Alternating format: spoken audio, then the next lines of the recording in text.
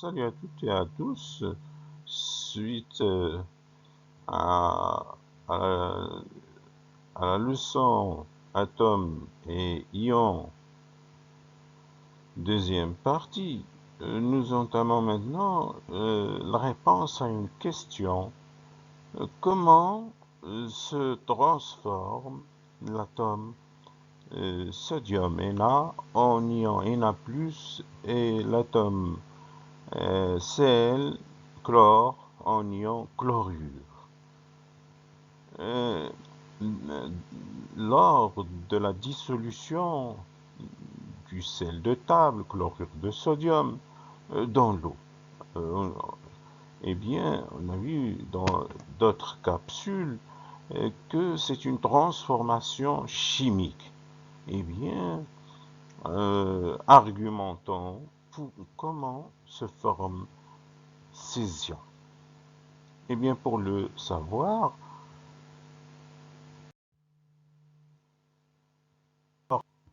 eh bien, que s'est-il passé? Selon le modèle de Bohr, la répartition des électrons dans les couches électroniques, on a vu que pour le cas de l'atome de sodium, eh bien, Na, l'atome de sodium, Na, voilà, le sodium, Na, il a 11, son numéro atomique égale à 11, répartit ainsi 2 électrons dans la première couche et 8 électrons dans la deuxième couche.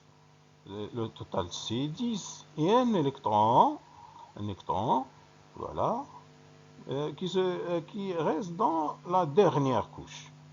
Voilà, dans la dernière couche, c'est 7 électrons.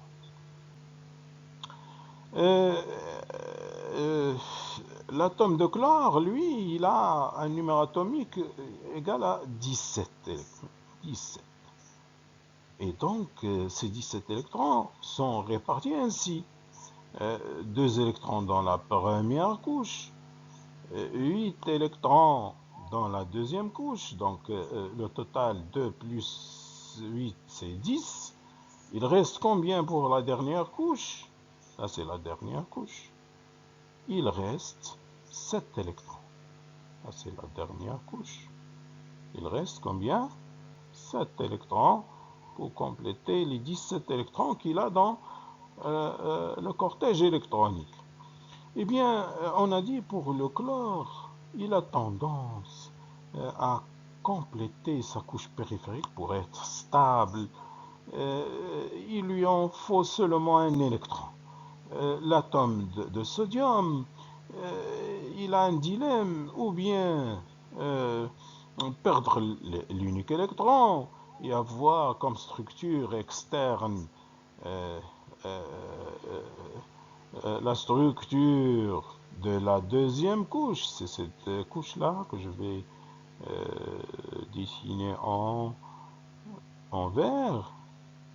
Et donc il aura 8 électrons saturé à 8 électrons, et donc il sera stable comme l'atome de néon.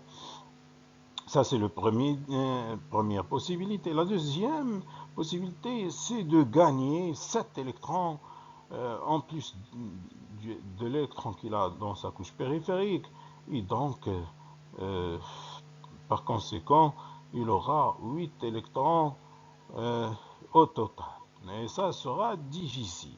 Donc, la possibilité la plus simple, c'est de perdre l'unique électron, cet électron, voilà, le perdre et le donner au chlore, à l'atome de chlore. Voilà, l'atome de chlore, lui, il va essayer d'arracher cet électron pour avoir 8 électrons dans sa couche périphérique. Il sera ainsi très stable.